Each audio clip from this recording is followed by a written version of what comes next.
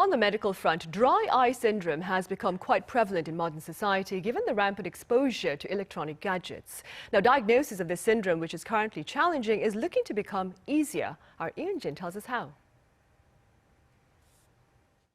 With increased use of smartphones, tablets, and other electronic devices, dry eye syndrome has become a common ailment.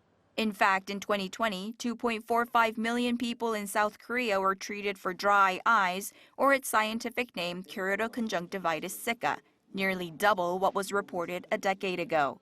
The natural layer of moisture in our eyes, the tear film, is made of 3 layers: a lipid layer, an aqueous layer, and a mucus layer. And depending on which of these layers is damaged, the cause of dry eye syndrome varies. In order to detect the exact layer that has the problem, the conjunctival goblet cells in the mucus layer need to be checked. But until now, there hasn't been a way to do that. South Korean researchers have successfully developed a high-resolution imaging device that does the job. It can take 10 images per second and even clarify cells that may have been out of focus. The biggest advantage is that test results are available in just 10 seconds.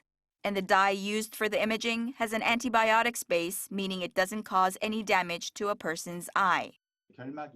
We have to take the image of the conjunctiva while it's tilted, which is why the microscope we've developed has a very high depth of focus, 30 times a normal microscope, which is a depth of focus of 10 to 30 micrometers, so that it can produce a stable image of the human eye. The research team tested the imaging device on rabbits as their eyes are similar in size to human eyes. Actual tissue cell samples of goblet cells in the rabbit eyes were compared under a microscope with images captured with the imaging device. The two were identical. The research team plans to receive approval for the device to be used in clinical trials by 2024 before commercializing it to help treat dry eye syndrome in the future. Eun-jin, Arirang News.